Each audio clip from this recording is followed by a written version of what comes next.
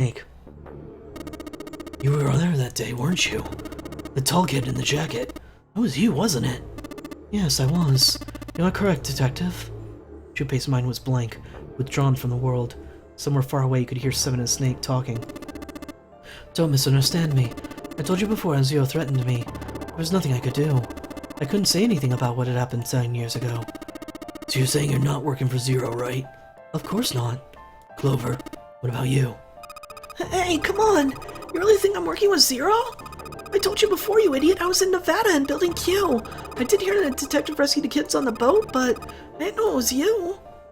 Your surprise seemed to be genuine. Seven regarded Clover for a moment and then rubbed his chin thoughtfully. I guess I believe you. Clover nodded. Alright, let me ask you another question. He stuck his hands in his pockets and took a few steps. He stopped and turned to face them again. Santa's real name is Aoi Kurashiki. Aoi? I still don't know how to pronounce that name. Noim? Wow. He's Akane's brother. You know that? No, I didn't. Did you? Well, yes, I know Aoi Kurashiki was her brother, but I didn't know he was Santa, at least not from the beginning. 9 years ago, he was in the middle of puberty. His voice is entirely different now. I'm ashamed to say that even my exceptional hearing wasn't able to make that connection. As such, I had no reason to think Santa was Aoi. When did you figure it out? A short time ago, Clover told me Santa may have been one of the subjects of the initial experiment. When she told me that, I had a feeling. Santa is Aoi? Akane Kurashiki, June's brother? A spark caught flame in Junpei's leaden mind, and the fog began to clear. Like an engine beginning to turn, images and thoughts began to coalesce in his mind, coming faster and faster, forming bigger images, bigger thoughts. Junpei blinked. He was back. There's still a lot we don't know. I mean, like, a lot. But there's one thing I think we can say we know. What's that? The body we found in the shower room had to be Nijisaki, dressed up to look like Snake. I got that right! What? Come on, man, what kind of detective are you? You didn't figure that out already? Hey, go easy on me, man. I just got my memory back, alright? Cut me some slack. Well, if he is, the 3 murders make sense then, don't they? Yeah, that's right, murder. Kubota blew himself up, and that was murder too. So why did these murders take place? If Junpei is correct, and the body in the shower room was Nijisaki's, that means all of the people who were murdered were involved in the creation of the Nonori Project. Kubota, the person who conducted the actual experiments, Nijisaki, Hongo's assistant, Musashido, the man who financed the project. You mean that was all just revenge? Santa is Zero. He's getting revenge for the death of his sister. Aoi, I think that sounds about right.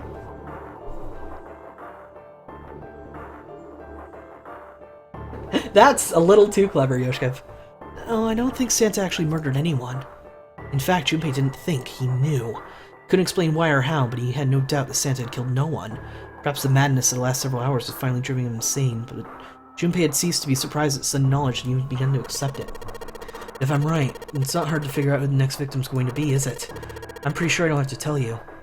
Snake, Clover, and Seven all nodded. The next target will be Gentaro Hongo, the person who planned the Nonori Project. In other words, Ace. There was a moment of silence.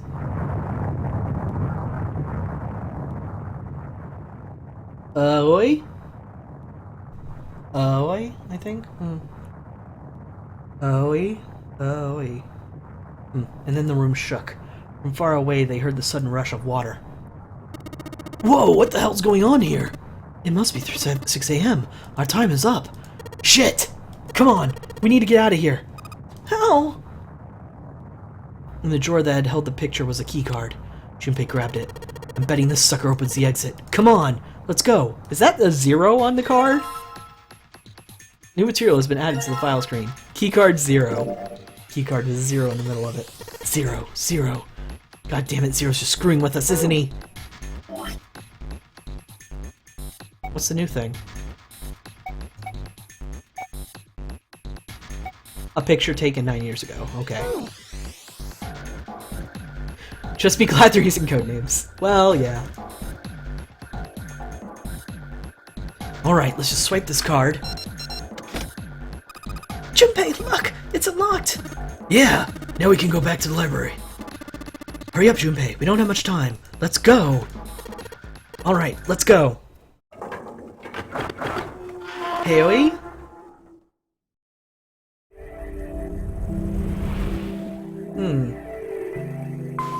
Aoi. Aoi. The door opened and they stumbled into the library. A shaking hand stopped, but they knew the danger hadn't passed. They ran across the hallway, straight for the large metal door. Next to the door was the Uranus card reader. They slid the key card through, and the door rumbled open. Out of the library and into the hallway they ran. At the end of the hallway was a door. Junpei reached into his pocket and pulled out the key as he ran towards it. The key he put in the lock was the Neptune key. He turned it. The lock clicked. As one, they shoved the door open and poured through it.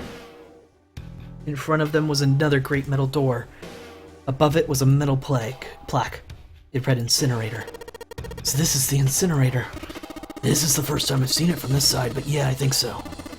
Then there ought to be a lever near the door. Yeah, right here. Junpei ran up to it. Pull that and the door should open. Got it. As he spoke, he pulled the lever.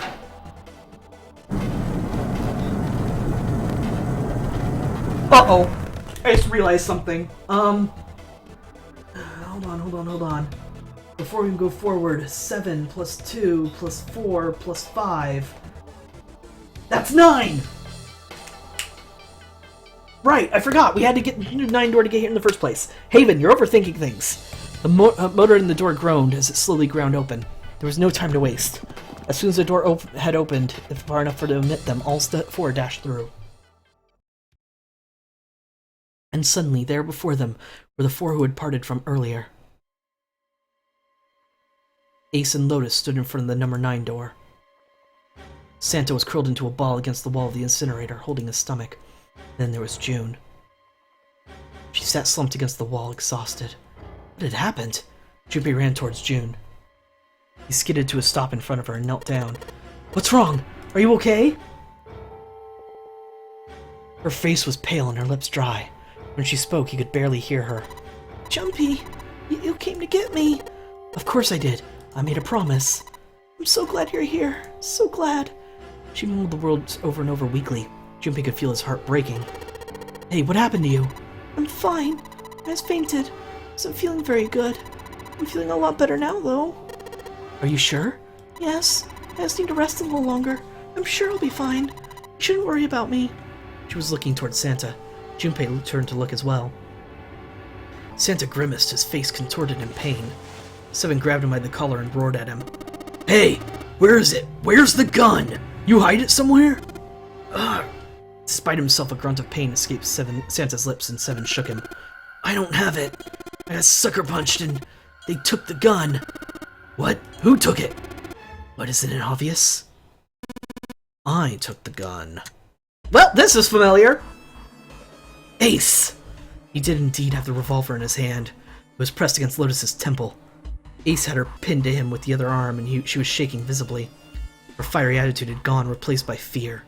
She didn't dare speak. There was sweat on her forehead, and when her eyes weren't flickering up to the gun pressed against her, they seemed to desperately want to say something. Just what the hell do you think you're doing, Ace? Or maybe I ought to say Kentaro Hongo, CEO of Cradle Pharmaceutical? Seven's deep baritone rumble shook the walls. Ace sneered. You have me at a disadvantage, and I don't like that. You know me, but I don't know you. Do you have any idea how much I've suffered? Can you even begin to understand my pain? The pain of prosopagnosia, right? Junpei's voice was casual. Prosopagnosia. Sorry, prosopagnosia. Or at least he was trying to be. Another irritating insect. And how do you know about that, Junpei couldn't say, he just knew. Another unexplainable mystery. No matter. If you don't want to answer, it makes no difference to me. This is a waste of time anyway. It's time for me to go. Behind Ace, Junpei could see the red. It was placed on a small indentation on the wall. Quickly, Ace placed his hand on the scanner. It beeped, and he forced Lotus's hand onto it as well. Then, at last, he reached into his pocket of his jacket. Pulled something out and pressed it against the panel. The third asterisk appeared on the red. The thing he had used for the final verification was the bracelet with the number 9. It had belonged to the first man to die, Kubota. I believe I've won this game. His smirk made Junpei's blood boil. I've had quite a time playing with you. I must thank Zero, I suppose. Wait, something about the way he'd spoken. Did Ace not know who Zero was? Junpei's eyes flicked towards Santa. He hadn't moved since they entered the room. Santa was still holding his stomach and groaning as if in immense pain. Junpei wasn't sure if it was real pain, but he wasn't sure it wasn't either. So what the hell did Santa have up his sleeve this time? At any rate, the game ends now. I will escape, and the rest of you will have a slightly less pleasant ending. I suggest you enjoy your final moments. Goodbye. Wait! Ace, of course, paid no heed to Seven's request and laid hold the lever of the red. With a sickening sense of finality, he pulled it.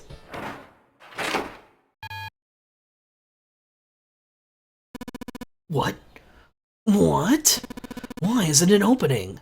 Lotus tried to take advantage of Ace's confusion and managed to twist herself out of his grasp, but at the last second he grabbed hold of her wrist and shoved it onto the red. He waved the number 9 bracelet over the red and his own bracelet as well. He pulled the lever a second time. Not working, is it? No! What is this? Why? The digital root should be 9. It has to be 9. Then why? Why isn't it opening? Access denied. Ace's fury and confusion had overwritten all other thoughts. He had set down the revolver. It was just below the red. Seven chose that moment to act. He moved far faster than the man of his bulk should have been able to, and he launched that bulk straight at Ace. Knock him the fuck out! Alright. It was over before they knew it. In the blink of an eye, Ace was on the floor. He rolled onto his side, groaning in pain. Lotus ran straight for Junpei. She darted behind him and stuck her head out, making sure to keep Junpei between herself and Ace. Ew, that was close. Too close. Thank you, Seven. Don't mention it. Stay behind me. Stay behind me, Lotus. We're gonna have a little discussion with Ace. Seven stood over Ace, his breathing slow and heavy. Just one punch ain't enough for this piece of shit. After what he did 9 years ago, I'm gonna rip him to pieces. But if a suspect can't talk, that ain't much good. Once he's locked up in a cell, we're gonna have a little chat. That's what I'm hoping for. It's 9 years ago. Ah, then you must be. Yeah, you finally figured it out. Dumbass. Ace planted his hands on the floor and shook his head. Junpei walked toward him. He stopped and looked down at Ace with pity on his face. Ace, you killed Kubota, Nijisaki, and Musashito, didn't you? Wait, Nijisaki? He peered at Junpei, genuinely confused. Oh, right. You don't know yet. Alright, we'll go through them in order then. Let's start off with Kubota. You talked to Kubota and managed to convince him to go into door 5 alone. You killed him without making it look like you killed him. That way, I figure you had 4 motives. 1. In the nonary game, the number 9 was dangerous. Whoever had that number 9 bracelet could join whatever team they wanted. You could add 9 to any number and the digital root wouldn't change. In other words, number 9 could do whatever they wanted. Ace had wanted to remove that threat as soon as possible. 2. Ace also wanted to have the number 9 bracelet for himself, so he'd make use of its power. In fact, he later made use of it in the murder of Nijisaki. 3. Even if his number had been different, Kubota presented a problem for Ace. Kubota had known Ace's past. He knew what had happened 9 years before. Before he told anyone, Ace had to silence him. 4. But last, and perhaps not most disturbing, Ace had used Kubota as a test. He wanted to see how serious this nonary game was. Was it truly life or death, or simply a harmless prank? He convinced Kubota to break the rules so that he could see what happened. That was why you killed Kubota, but he was only the first. I love how he's quoting Ace from the other ending. Yep. Next was Nijisaki. While everyone was off looking for missing part of the red, you ran into Nijisaki near the big hospital room. However, because of your prosopagnosia, you didn't realize it was Nijisaki. chiefly because when you met him, he was dressed like Snake. That was why you thought Nijisaki was Snake. No, that's not... That was Nijisaki. Why? How did... I'll get to that. Anyway, you thought he was Snake. Snake was one of the kids in your experiment 9 years ago. You remembered him because he was a blind kid, and its presence made you think. Snake was one of my subjects 9 years ago. He probably hates me. But if that's true, why isn't he saying anything? Is he keeping quiet because he can't see? Or perhaps he's working with Zero to get revenge on me. Whatever the reason, anyone who knows my past is a threat. Before he tries anything, I need to get rid of him. That was when you decided you had to kill him. The murder weapon was Kubota's bracelet. You just waved it over the red, verified your own number, and then grabbed Nijisaki's arm and forced it over the scanner panel. That's when the door opened. You kicked him in. 9 seconds later, the door closed. And then 81 seconds passed, and poor Nijisaki was dead. Then you mean to say Snake is still alive? Sorry to disappoint you, but I'm good as new. Thank you for killing the wrong man, but I can't say I like knowing that you wanted me dead. Although, to be honest, even if you hadn't tried to kill me, I would still hate you very much. Well, I wouldn't blame you. Ace's self-derision was frustrating, but Junpei kept his emotions in check and continued. Last but not least, let's talk about Musashido's death. When Clover and I were investigating the chart room, you came over to talk to me. Remember what you said? Oh, a pocket watch. Might I take a look at it? I handed you the pocket watch and you left the room. Ace had been in charge of the Nonari project. He would of course have known the solution to every puzzle. It followed then that he knew how to get out of the wheelhouse. All Ace had to do was place the pocket watch in the indentation door and unlock it. With the door open, he was able to enter the captain's quarters. Musashido was there. Next to him was an axe that fairly begged Ace to kill Musashido with it. He picked up the axe and swung it, burying the blade deep within the other man's chest. One blow was all it took. Afterwards, Ace returned to the chart room as though nothing had happened.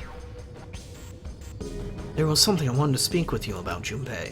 You should come with me for a moment. With no reason not to, Junpei had followed Ace to the wheelhouse. When they reached the wheelhouse, Ace slipped his hand back into Junpei's vest, pulled out a piece of paper, the piece of paper Junpei had used to cheat during the vote, but it wasn't the piece of paper that Ace was after. His true purpose had been to slip the pocket watch into Junpei's pocket. It wasn't a very good plan, had far too many flaws, and the wrong word of discovery could have easily toppled it. What had made Ace so desperate? There was the only thing Junpei hadn't been able to figure out. Musashido's murder is the only one I don't understand. You obviously did it, but why? Because of this. Slowly, Ace reached down and pulled something out of his pocket. It was a folded piece of paper. Junpei took it and opened it. This is what it said. Number 1. There are 2 ways you might survive this ordeal. The first is to win the Nonari game. The second is for you to confess your sins of 9 years past. I have prepared a camera in the captain's quarters. The image captured by the camera will be streamed through a satellite and distributed across the world. Simply look in the camera and repent. Once you have confessed everything, I will release you from this ship. To make your confession more credible, I've left you a witness in the captain's quarters. Perhaps he will confess with you. The decision is yours. Do as you please. Zero. When I awoke from the room on D-Deck, I found that in my pocket. That was why I chose door 1 when I voted. If I went through that door, I knew I could get to the captain's quarters. As you said, I knew how to enter the wheelhouse. My plan was to find the pocket watch before anyone else. If I could, then my alibi would be set. At least, that was the plan. Unfortunately for me, you got it first. A sleight of hand was the best I could manage on short notice. You meant to kill him from the beginning, then? Musashido, I mean. I only knew Musashido was the witness after I reached the captain's quarters. I asked him, and he answered. He seemed groggy. Perhaps he'd only just awoken from sedation. I suppose Nijisaki was in much the same state. He seemed confused and disoriented when I encountered him. But yes, you are correct. I intended to kill him from the beginning, even though I didn't know who he was. I proceeded to the captain's quarters in order to remove the so-called witness.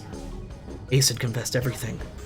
What energy had left him with the truth, and he sagged to his knees. Although he had confessed, his sins were not forgiven. Junpei felt revulsion for the pathetic man on the floor near his feet, but in among the revulsion was a hint of pity. After all, Ace had not been the only person who murdered those 3 men. Junpei spoke quietly. Ace, you figured it out, haven't you? You were being manipulated. Yes, so it would seem. I was little more than a puppet in many ways. Everywhere I went, everything was already prepared. The Reds in the large hospital room were dismantled. Nijisaki was dressed like Snake. There was an axe in the captain's quarters. Mitsushita was delirious from the anesthetic, so he couldn't fight back. Nijisaki as well. In retrospect, I can't understand how I could have fallen for such a simple trap. Quite ashamed of myself. But yes, this was a trap. It was Zero's trap, and I fell for it hook, line, and sinker. I did everything he wanted me to do. Yeah. By manipulating Ace, Zero was able to kill 3 people who had kept the blood off his own hands. All of this was revenge for what happened 9 years ago. That's why this nonary game happened. Am I right, Santa? Junpei looked over at Santa. As Junpei spoke, he stood up, his legs still shaky. Huh? What the hell are you talking about? I don't know any. Ain't no point in trying to play dumb anymore, Santa. Actually, guess I should call you Aoi Kurashiki, huh? Seven's face was sad as he spoke. My memory came back, kid. You're Aoi Kurashiki, no doubt about it. Never thought I'd be back in this room talking to you. But hey, I guess this was all part of your plan, right? After all, the person who planned this nonary game around was Zero. And Zero's you. Looks like you really do have your memories back, huh? Santa's smile was sarcastic, and something else. Well, I guess there's no point in hiding it then, huh? Yeah, you got me. I'm Aoi Kurashiki. I was one of the kids in the nonary game 9 years ago. I made it out. So did Snake over there. But there's one thing. Well, I guess there's 2 things you got wrong.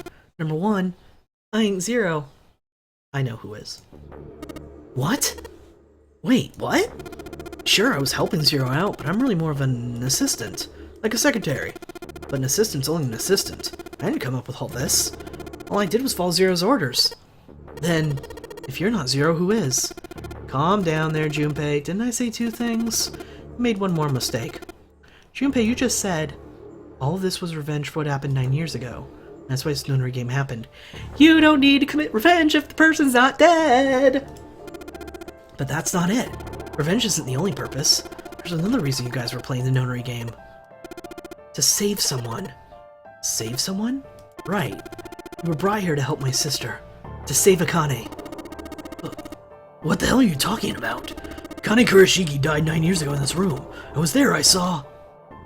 Suddenly, Seven froze. His eyes went as wide as dinner plates and he spun around toward June. Junpei followed his gaze. What? She was gone. Where June had been, there was nothing. What the hell? Where is she? Where's Akane Kurashiki? Seven began to mumble to himself, a strange series of words strung together as if his minds weren't functioning properly. His face was twisted in effort, as though he were struggling with something he couldn't see. He gritted his teeth and pressed his hands against the sides of his head. My head! My head, it feels like it's gonna pop! He groaned and fell to his knees. Seven! What the hell is going on? I don't know. I swear to God, my head is about to explode! From somewhere far away, they all heard a deep, heavy noise. It sounded like a tremendous wheel slowly beginning to turn. Santa seemed to have entered an almost trance-like state. His words were calm and measured. What was the Nonary Project? I'm sure you know already, but I'll tell you one more time. It was a project designed to test a particular phenomenon. And what was that phenomena? For 2 organisms to communicate with each other in the absence of physical contact. Morphogenetic field theory. Could human beings use these invisible fields to exchange information? How was the experiment was conducted to determine? There were 2 separate locations. One was gigantic, the other was a building in Nevada called Building Q. Building Q had been built to replicate exactly the interior of the gigantic. The 9 people trapped in Building Q were faced with numerous puzzles, copies of identical ones from the gigantic. They were told to send their answers to the morphogenetic field set and transmit them to their brothers and sisters on the gigantic. The transmitter were put in Building Q, and the receivers were put in the gigantic. Which building are we in? Are we in the ship or in Building Q? Each sibling pair was supposed to be split up, but there was a mistake. Akane was a transmitter. She should have been in Building Q, however, for some reason she was placed in the gigantic with the receivers like me. Perhaps she was mistaken for someone who was supposed to be in Group A. Whatever the case, Akane ended up on the gigantic. I think I've told you enough. You get it, don't you? I'm pretty sure you know where this is going, Junpei. Where what is going? Don't play dumb. You know things you shouldn't. Things you couldn't. How did you know Ace had prosopagnosia? How did you know why Ace wanted to kill Kubota and how Nijisaki was killed? Were you surprised when you found out Ace was Hongo? And what about the coffin Snake was trapped in? How the hell did you open it? Well, that's... The answer to that was easy. He knew because I knew. Junpei was receiving information I sent him through Morphic Field Set. It's simple, really. How do I know all the alternate futures, then? Imagine a river that splits in two, like an upside-down Y. The river flows from the top to the bottom from a single stream into two branches. It only flows in one direction. It can never flow backwards. Information is the same way. It moves from the past to the future, but never flows backwards. That's why people at the river's source in the past will never know about the downstream in the future. But the people downstream will never know about one another either. Information only flows along the path of the river. But I am different. Then do it, Yoshkov! I can manipulate the morphic field sets to pluck knowledge from the future. I know what happens on either fork of the river, even though the people on either fork know nothing about one another.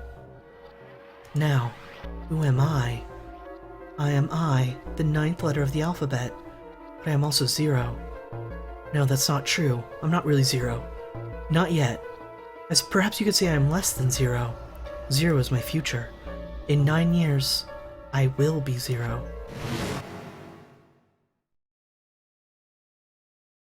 Where... Are we giving her the information she needs to get out of the room? Ah. Where did she go? June. No, Akane. Where did you go? Santa! Why is Clover... Oh shit. Freeze. Santa's got the gun. Guess he picked it up when we weren't watching. Looks like he's turned the tables on Ace, though. I wonder how he likes having a gun to his head. Get up. Sure isn't about to take that gun off him for a minute, is he? Ace isn't putting up any kind of fight. I mean, I don't know I would either, but he just looks drained. I guess he's going for the door, huh? He doesn't need to verify to go through the door, but... What's your plan, Santa? What are you doing? You can't get through any numbered doors with just 2 people. What the hell is he thinking? Didn't I tell you? I'm Santa Claus. Time for me to go make a wish come true. That's it? That's all he's gonna give us? What the hell does that even mean? Shit, they're out. He needs to put us in danger so we can transmit the information to Akane in the past? Is that what's going on? And now the gate's shut. Looks like the rest of us are stuck in here. They're all looking at me. At least 7 headache is gone. He seems to be alright. Well, I guess there's no harm in trying. Let's see if this door still opens. Damn. It looks like this door isn't opening anytime soon. You mean we're trapped? So it would seem. What the hell is Santa trying to do? Oh my gosh! Oh my gosh, what? Have you considered where we are? There can really only be one thing Santa would do now. No. No, you can't be serious. Oh, but he is. Shit, we've got to do something! Maybe we can still get through the door 9. There's the red. Yeah, alright, we can do this. I've just gotta... No, it's not gonna work. There's no way. The 5 of us can't open this door. Is there any combination that'll work? Junpei, can I borrow your pen and notebook? Sure, why not? I don't think I'm gonna need them. Ever again. Well, she certainly looks purposeful. Looks like she's writing equations. A lot of them. Huh? Oh man, she doesn't look very happy. What? Hey, no need to be ripping pages out like that. Jeez. What the hell are you doing, Clover? Give me that. Alright, at least 7 got it away from her. Maybe I can get a look at what she was writing. Let's see. There's no combination to get us out, except 2, 4, 5, 7. Shit. Then there's no other way? There's no other way? Lotus. Looks like she's figured it out, though. Man, this is just too cruel. It's okay. Go. Lotus? Come on, you know we can't do that. Oh, don't give me that. I'm sure you'd love to get rid of me. God damn it, you idiot. Oh, where the hell did that come from? Looks like she expected that about as much as I did. Without a... If you're not... Look, it'd be bad, alright? For your cop, he sure doesn't have any confidence. Bad? Yeah. There weren't assholes like me around, assholes like you around, I'd be out of a job. Huh? Look, I'm just not leaving you behind, alright? End of story! 7. He's right, I'm not leaving you either. Me too. You don't honestly think I'd abandon you, do you? You're all idiots. Act as tough as you want, Lotus. We can all see you're about to cry. That being said, however, I doubt we could be able to open the door anyway, even if we were able to leave Lotus behind. Why?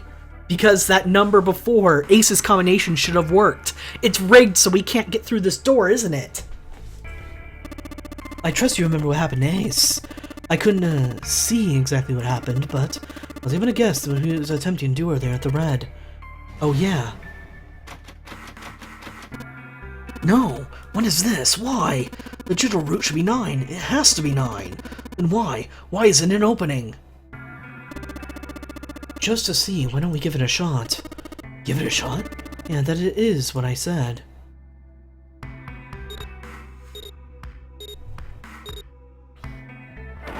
Because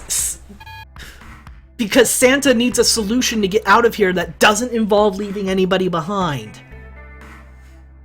I think that's it. So we need to come up with a way to get through this room, and then the terror of being trapped in this room is supposed to somehow transmit to Akane in the past? But then who's the Akane that's been here the whole time? You're right. It ain't opening. But it did open 9 years ago. Wait, the trick with your arm! Is there anything way we can use that? No, there isn't. Damn it. The digital route was 9 then, I'm sure of it. You think maybe they changed the settings? Perhaps. Shit. If we can't get through the door, we can't get out. The walls are way too high. There's no way in hell we could get that to that hole 7 popped out of 9 years ago. All we can do is stand here and stare at this door with the 9 on it. I guess this is it. This is the end.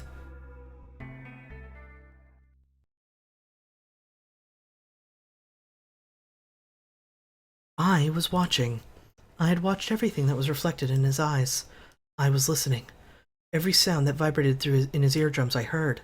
Smell, taste, touch. I felt everything he felt. I knew everything about him. What he was thinking, what he was feeling, what he was sensing. All of his feelings and worries and fears became mine. My mind, my consciousness was inside of him. Kinky. Through the morphogenic morphic field set, we were resonant. And we were as one. I was him, and at the same time I was an observer. It started with a tremendous noise like the clap of thunder. That was approximately 9 hours ago. Bomb had gone off on the ship we were on. That was when my resonance with him began. My resonant event melted into him, and we became one, inside of Junpei. Somehow I found myself in Junpei's mind, 9 years in the future. But I didn't lose myself. I was living in 2 realities at once. One was the present and the other was the future.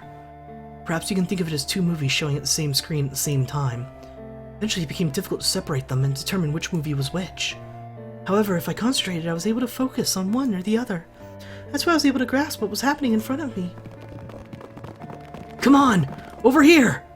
That was my brother, Aoi. He was screaming. I followed him. Around me were 7 other children. They all looked like they were about my age. Come on, hurry up! We ran through a long straight hallway and burst through a large hospital room.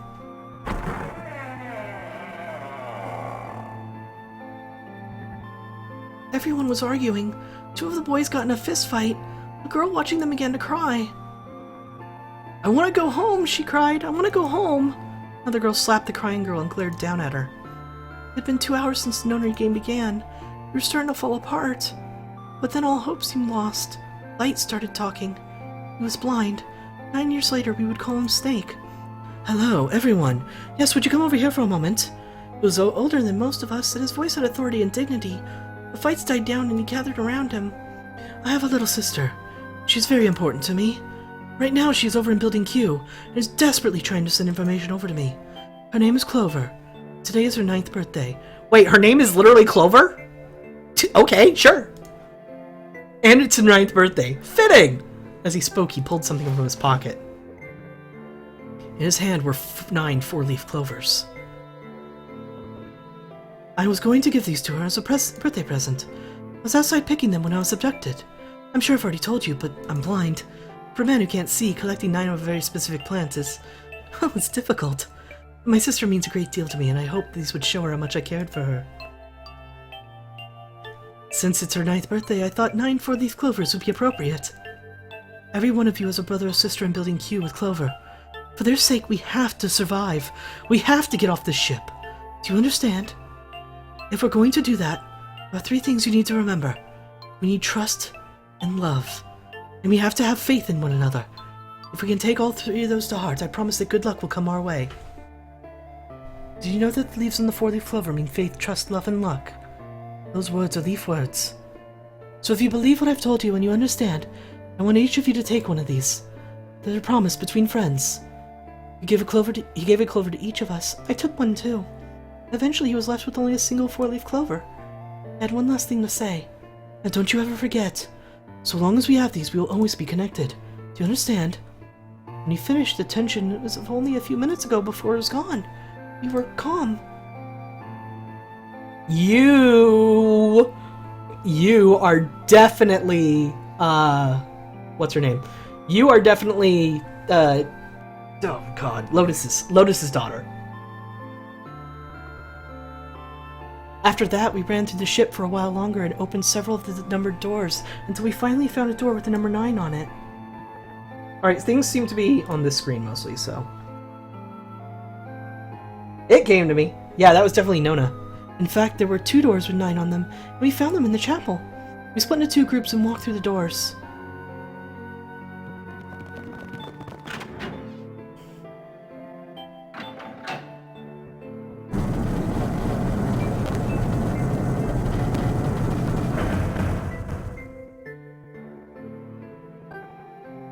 Before long, we found ourselves in a room with a ceiling that looked like an upside-down funnel.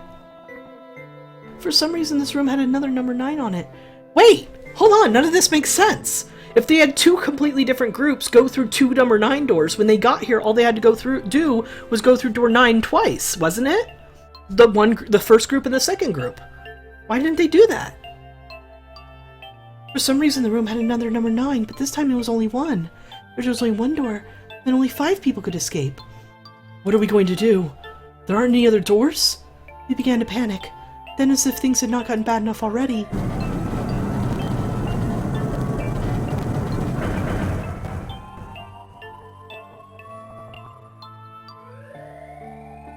Warning. Emergency incineration command has been acknowledged.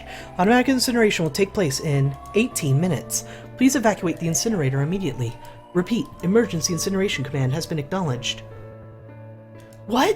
What's happening? What did that thing say? That didn't sound good. My brother Aoi swallowed hard and answered. I think it means this room's gonna burn. Burn. The plaque on the door says incinerator, and that voice said the incineration is about to start. Incinerate means to burn. Help me! Abject terror filled the room as everyone began to scream and cry. Every pair of eyes were filled with despair. Then, high up on the wall, a door opened and a man appeared. He was a huge, frightening mountain of a man, as large as a bear. 9 years later, we would call him 7.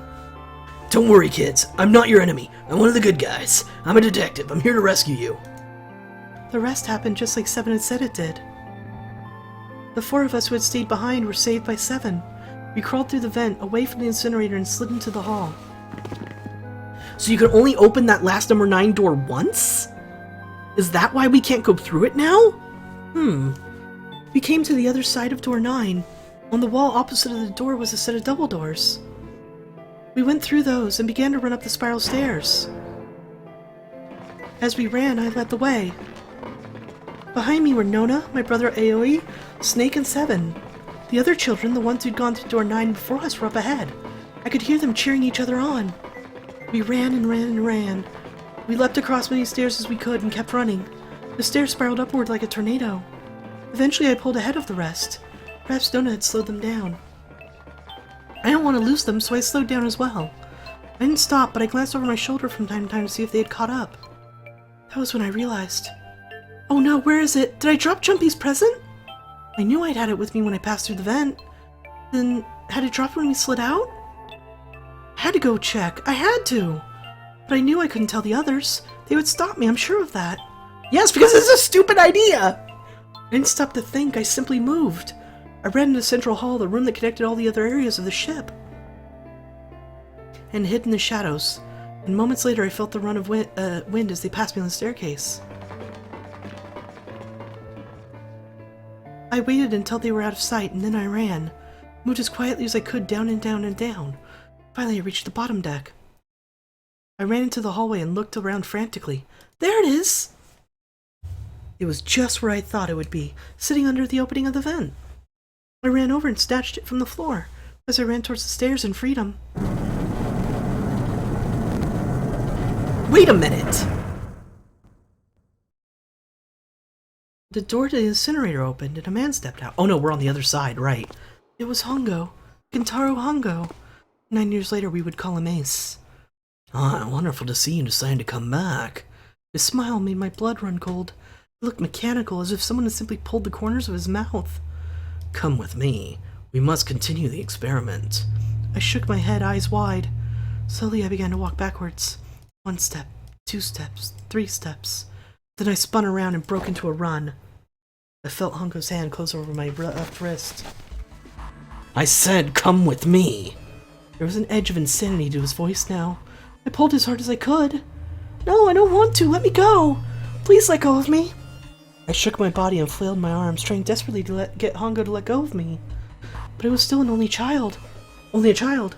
I was no match for a man like Hongo. Stop struggling, goddammit. Do as I tell you.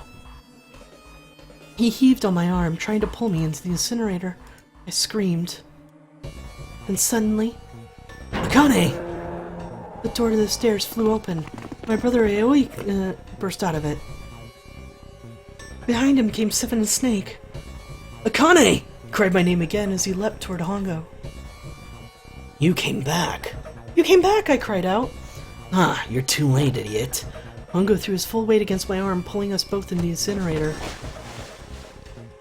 The force of it threw me to the floor. This is why their experiment failed. They didn't get the right transmitter-receiver thing, did they? Because for some reason she was put in the wrong group. So if their experiment would have succeeded if they did it if she wasn't there. I scrambled to my feet and looked toward the open number 9 door. Hongo stood between it and me. Behind him I could see my brother, his fists clenched. Those fists never reached Hongo.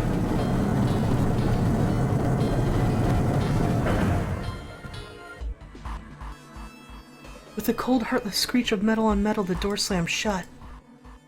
Hongo glanced at me mechanically, his face registering that was an object there, but not anything he could consider a human being. Then he turned away and walked to the red that sat next to the door. He reached into his pocket and removed 2 bracelets. He waved them both over to the scanner panel. 2 asterisks appeared on the red. He checked the screen, then tossed the bracelets carelessly onto the floor. What was he doing? What was the point? He made no effort to explain himself, of course. He said nothing at all and walked past me as though I were nothing more than a rock by the roadside. A few moments later...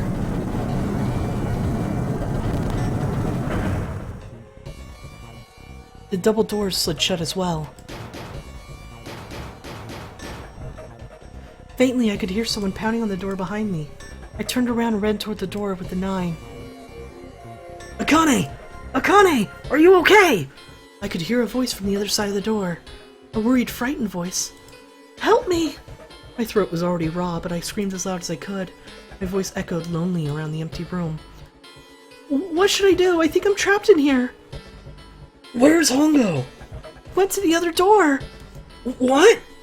And it started again. Morning. Emergency incineration command has been acknowledged. Automatic incineration will take place in 18 minutes. Please evacuate the incinerator immediately. Holy shit. Man, I knew what I was gonna say, but it was one hell of a creepy voice. Oh, holy shit. Oh, this is... Everything on the bottom is Akane! Everything on top... Oh my god. I knew it! It's starting. Santa started the incinerator. Fuck. Man, I never thought I'd hear that damn voice again after 9 years. What the hell? What the hell? What are you talking about? It's 9 years this and 9 years that, and when it's not 9 years something, then you're talking about some sort of fucking experiments. What in God's name are you talking about? You aren't making any sense. I'm sorry, Lotus, but we really don't have time to explain it right now. I promise I'll tell you everything once we get out of here. But... Automatic incineration will take place in 17 minutes. You know what that means, right? Incinerate means burn. What kind of idiot do you think I am? I know what incinerate means. Well, god damn it. Okay, fine. I won't ask anything else. Talk about whatever you want. But you have to do something for me. 7. Figure this out. What? Why me? Just shut up and stop this thing. How the hell? There has to be some sort of emergency shut-off button. There isn't anything like that. How the hell do you know? Because I looked for it 9 years ago. Yeah, Lotus isn't happy about that. Can't really blame her. Wait. The floor, it's moving!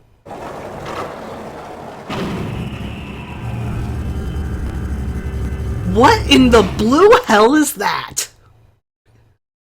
What else can I say about it but... What the hell is that? What else can I say but... What is that? The floor opened and a machine rose out of it. It looked like a computer. At least it kind of did. There was a monitor, a keyboard, and a cross-shaped device of some kind. Seeing about the machine scared me, but I forced myself to walk up to it. I was terrified. Tears poured down my face. I wiped them off even as more took their place and forced myself forward. Finally, I reached it. I looked at the screen. It was blank. All I saw was my own frightened face staring back at me from the glass, drenched in tears. All I can see on the screen is my reflection of my own face. I'm looking kind of freaked out. I know I'm sweating like crazy, but seeing it kind of drives it home. Okay, Junpei. Just calm down, alright? Everything's gonna be okay. Gah! Man, I wish that thing would just shut up. Automatic incineration will take place in 15 minutes. Alright, back to this thing. If it's only showing up now, then it's gotta be important. But what the hell am I supposed to do with it? Huh. Hey! Move! Gah! Hey! We're all tense, lady. That doesn't mean you can shove people around. Okay, it's turned on. There's nothing on the screen, though. This is bad. This is really bad. If there's nothing on here, then how are we supposed to do anything with it? Sure, just push buttons. I'm sure that'll... Huh. Well, at least it's on now. What's on the screen, though? It's Sudoku! It's Sudoku! I like Sudoku. I'm bad at Sudoku, but I like it. What is this?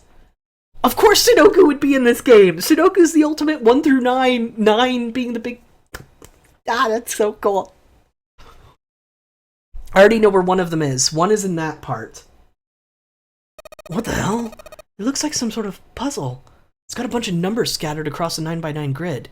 Numbers range from 1 to 9. Do you think that if we solve this puzzle, the incinerator will stop? Yeah, well, we can hope, right? Alright, puzzle, how do you work? Oh man, that goddamn voice again. Automatic incineration will take place in 13 minutes. Shit, 13 minutes. Can we really do this? My ear feels like it's gonna pop. My heart was pounding like it was about to explode. I stared at the puzzle on the screen. I was sure I had to solve it somehow, but I had no idea how. My connection to Jumpy had been gone for a while. His mind was gone. I couldn't get any information from him. I felt the seconds tick by as I stared at the screen, completely lost. My cheeks felt hot as tears poured over them. Then I heard a voice. Hey, what are you doing? It was muffled and I turned around. Pressed against the window of the entry door was a face, a frightening, evil face. It was Hongo. How long had he been watching me? Don't know what to do. He was yelling, but his voice was still muffled. It's simple, really, but I suppose I might as well tell you. Just solve the puzzle on that machine.